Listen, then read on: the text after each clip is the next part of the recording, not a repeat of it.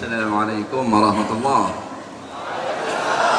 Bismillahirrahmanirrahim. Alhamdulillahi rabbil alamin wassalatu wassalamu ala sayyidina Muhammad wa ala alihi wa sahbihi ajma'in. Alhamdulillah.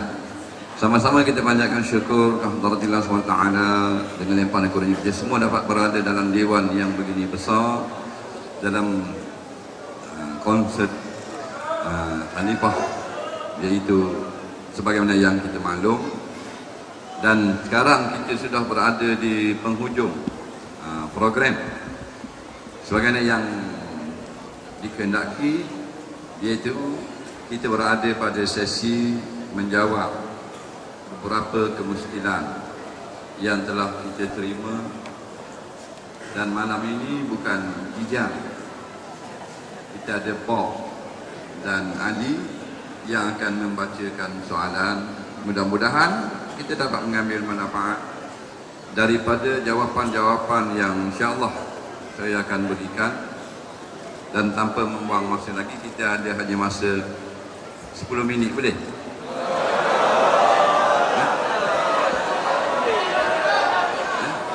minit sebelum pukul 12. Jadi insya-Allah kita terus kepada soalan yang pertama. Yang sulung dulu. Yang sulung. Yang besar dulu. Yang sulung. Yang besar. Cepat besar. Yang hidup dulu. Tak, yang besar cepat. Yang rambut panjang. Tak cukup. Cepat. Mari saya baca, awak jawab. Saya baca. So, okay, Assalamualaikum Ustaz. Sebelum saya baca soalan-soalan yang ada kat sini, saya nak tanya soalan peribadi untuk diri saya sendiri lah. Okey, Ustaz, macam mana pandangan Ustaz mengenai saya sendirilah, pandangan Ustaz ataupun pendapat Ustaz. Yang saya sekarang ni, dulu orang kenal saya sebagai rockers, rambut panjang. Sekarang ni pun masih rambut panjang. Jadi saya nak minta, kalau boleh Ustaz bagi nasihat ke ataupun secara direct, Ustaz nak sound saya ke apa ke kan? Saya, itu soalan saya. Boleh Ustaz? Kena lah. Dia suruh sound dia rambut panjang. Kita baru ingat nak taruh rambut panjang. Ada geng lah. Dia rambut panjang, tak salah. Tapi kita letak ketayak atas kepala. Jadi orang cakap, ni baru sunnah. Ni rambut panjang, letak benda lain atas kepala.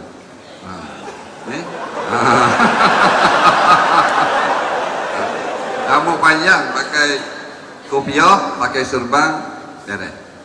Alhamdulillah. InsyaAllah. Okey, soalan yang saya dapat daripada ni, Ustaz, saya telah bernazar kepada Allah SWT untuk puasa 3 hari, tapi saya telah melengahkan nazar tersebut dalam tempoh yang lama bagi mencari waktu yang sesuai. Apakah hukum dan adakah pahala yang akan saya berkurang, Ustaz? Baik, soalan pertama tentang seorang dia bernazar, kemudian dia lambat tunaikan nazar. Dia kata pahala dia kurang ataupun tambah.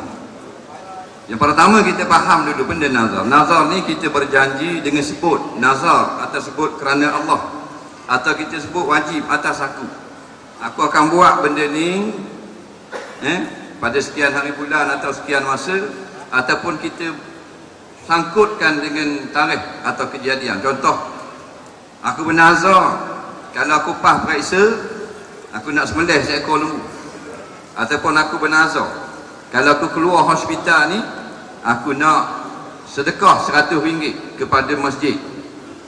Jadi itu nazar. Nazar ni hukumnya tidak wajib. Setengah ulama kata tidak sunat pun, dan setengah ulama kata sunat.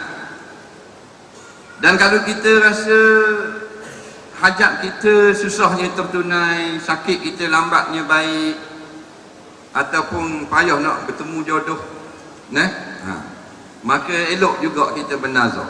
Kita bernazar, kalau aku bertemu jodoh, maka aku bernazar untuk derma RM1,000 kepada masjid, contoh. Jadi bila benda tu berlaku, luluh periksa, dapat kerja atau dapat jodoh, dia tak tunaikan nazar. Jawabnya dua. Yang pertama, dia tak tunaikan nazar kerana tak mampu lagi. Contohnya dia itu nazar nak bagi RM1,000, tapi bila dia luluh periksa, dia hanya ada RM1. Maka tidak lagi berdosa, dia tangguh. Yang haramnya, duit dah ada, kemampuan dah ada, dia masih tangguhkan lagi. Maka hukumnya haram. 1 hari dia ditangguh 1 dosa, 2 hari ditangguh 2 dosa. Cuma kadang-kadang kita bernazar ni kena faham benda yang kita nak bernazar, benda yang tidak haram dan benda yang tidak wajib. Kalau benda hak wajib, tak sah nazar. Contohnya nazar. Dengan nama Allah aku bernazar, kalau aku baik daripada sakit kaki aku ni, maka aku nak start semayang subuh. Nazar tu tak jadi. Kerana kalau kata bukan kata baik, kalau tak ada kaki pun kena semayang subuh. Itu kena faham. Itu dia nazar benda yang wajib. Benda ni tak sah. Begitu juga dia nazar benda yang haram. Dia nazar benda yang haram. Kalau aku dapat projek ni, maka aku nak sumbangkan RM100 untuk kawan-kawan aku minum arak, maka tidak sah nazar ni. Jadi sengaja melambatkan nazar, bayar tunai nazar, hukumnya adalah haram. Macam mana pula kalau dia bernazar benda-benda yang jahat? Jawabnya nazarnya tidak sah dan tidak perlu buat apa-apa. Wallahu a'lam. Terima kasih Ustaz. Wah, aku juga. Kau macam takut dia nak bagi soalan? Bismillahirrahmanirrahim. Alhamdulillah.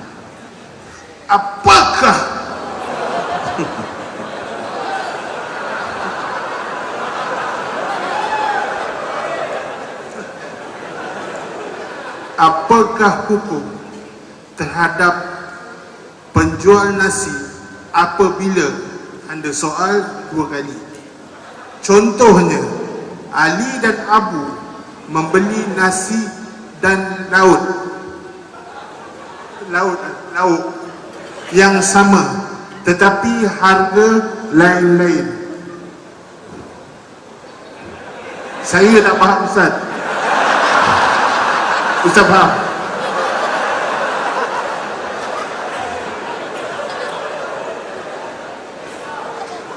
Baik.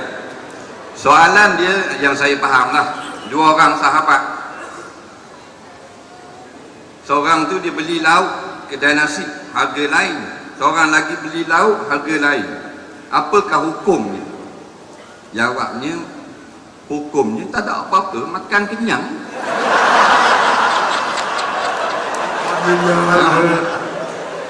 Sebab dia lauk tak sama. Lauk dia tak sama. Bukan satu lauk kedai tu. Mungkin orang tu ambil lauk ikan bili. Bila time bayar RM3. Yang ni ambil ikan jos. Besar gini ikan. Nah, time bayar RM60. Lepas tu dia komplain, gua ni harga lain-lain. Memanglah. Ali makan ikan bili, Bob makan ikan besar. Mesti harga lain-lain. Tak ada masalah. Mungkin soalan dia lauk yang sama-sama ambil seketul ayam, tapi Bob kena bayar RM10. Ali kena bayar RM3. Kalau macam tu sengaja menaikkan harga dengan sebab pelanggan tu kita tengok macam banyak duit, pokoknya haram buat lagu tu. Ni banyak berlaku di kedai. Dia tengok kereta yang parking, nampak break Porsche 911 turbo, makan lauk sama, kepala ikan besar tu, lepas tu ada bili 3 ekor, sayur 2 keping, 48. Dia tengok kereta 1 juta, lauk sama RM48. Lepas tu mari pula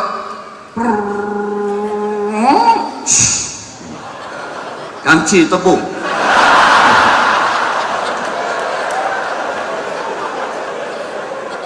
RM4.80. Dia kira yang naik kancil tak ada duit, RM4.8, harga normal price.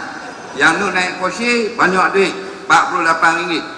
Padahal kata yang naik kursi itu bukan dia punya, tuan dia suruh basuh. Jadi sengaja tengok akan keadaan kewangan seseorang, dinaikkan harga sesuka hati, benda ni mudarat kepada masyarakat, hukumnya haram. Begitu juga merendahkan sesuka hati. Bukan dia tokek. Oh, geng aku. Kira berapa? 4 orang.